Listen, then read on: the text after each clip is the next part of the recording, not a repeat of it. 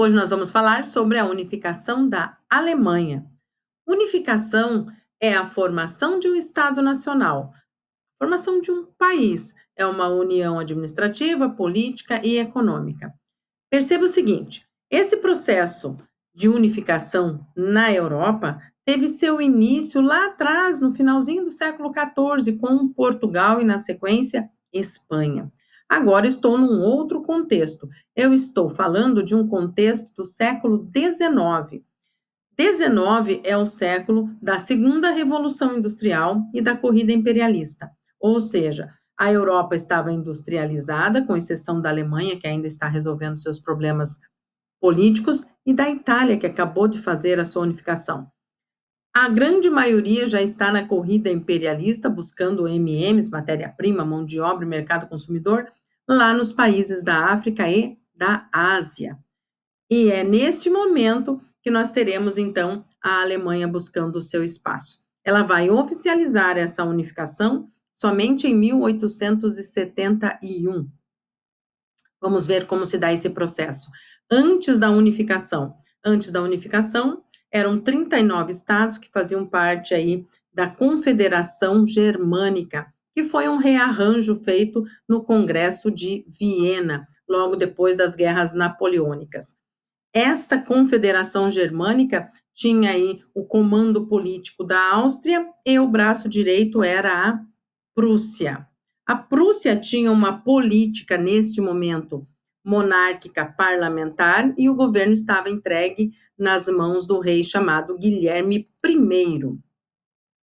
Guilherme I tinha aí um chanceler chamado Otto von Bismarck. Chanceler é um cargo que equivale aí a um primeiro-ministro. Importante dizer que chanceler de ferro Otto von Bismarck, ele era tremendamente nacionalista, militarista e defendia o uso da força para promover a unificação. E ele vai criar aparelhagens, estratégias políticas e econômicas para chegar à industrialização, à unificação. A primeira coisa que ele fez foi a Zollverein, que é a União Aduaneira. A política que ele vai usar chama-se Realpolitik. E ele vai instalar um parque industrial mesmo antes de ter indústrias. Ele vai facilitar a comunicação e os transportes e vai investir pesado num exército. Ele precisa de um exército forte. Haja visto que ele disse que vai fazer a unificação a ferro e fogo. O que é Zollverein? É bem importante esse conceito, hein? É um acordo de cooperação econômica entre os estados germânicos. Isso quer dizer que é uma união aduaneira, ele vai derrubar tarifas entre os estados, vai gerando aí uma unidade econômica. E o que é a Realpolitik? É a política adotada por Otto von Bismarck. De maneira interna, é aliança econômica, como a Zollverein, e de maneira externa, nós temos aí uma política militarista, um grande investimento no exército. Isso por quê? Porque ele vai promover guerras.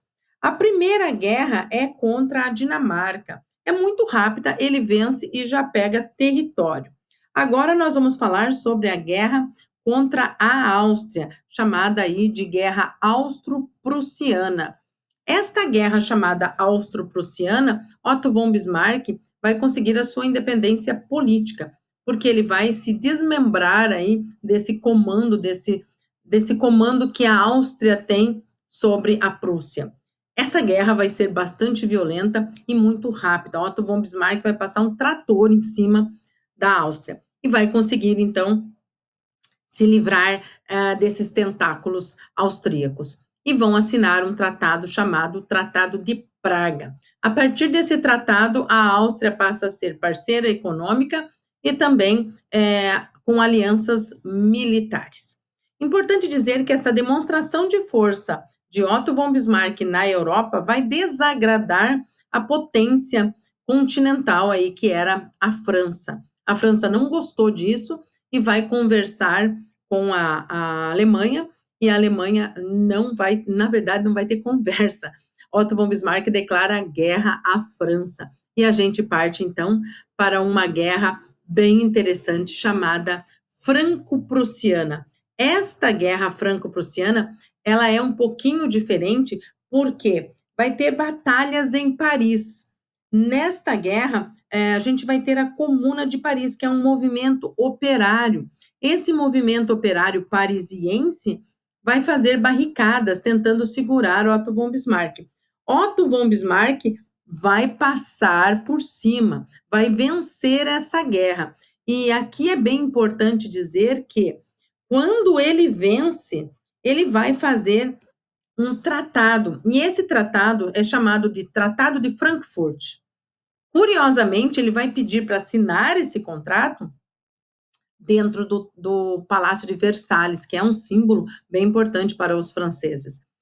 Ele venceu a guerra, ele vai convidar a galera para assinar esse contrato dentro do Palácio de Versalhes, e interessante, ele vai tomar 2 territórios da França, Alsácia e Lorena. Esses 2 territórios são ricos em carvão e ferro, que é a matéria-prima que ele precisa, para fazer a sua revolução industrial. A França, então, vai ficar tremendamente rancorosa e vingativa, vai querer revanche, e isso vai ficar muito claro quando a gente tiver Primeira Guerra Mundial. Por quê? Vou de novo, ela perdeu a guerra para os prussianos, ela teve que assinar esse tratado de Frankfurt dentro do Palácio de Versalhes, ela perdeu 2 territórios riquíssimos em ferro e carvão, e Otto von Bismarck ainda fez um baile para comemorar essa vitória e dançou esse baile lá no Palácio de Versalhes. A França ficou bem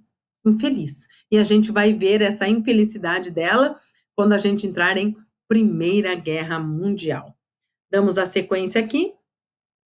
Logo depois, então, que a gente tem essa assinatura do tratado, né, de Frankfurt, a Alemanha, ela vai convocar a Conferência de Berlim, que é a reunião dos países industrializados, com um fim, com um objetivo, que era definir regras para a partilha da África.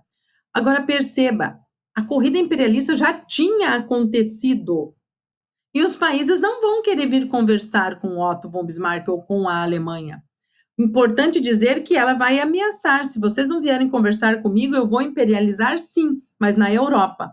Aí forçou os países industrializados a virem conversar com a Alemanha, e foi regulamentado a disputa imperialista. A Alemanha conseguiu algumas concessões na África e também na Ásia. Consequências dessa unificação. Nós temos aí uma industrialização tardia, porém muito rápida, porque a Alemanha fez essa unificação, e com o território de Alsácia e Lorena, ela tinha ferro e carvão, e ela foi para cima e fez a industrialização.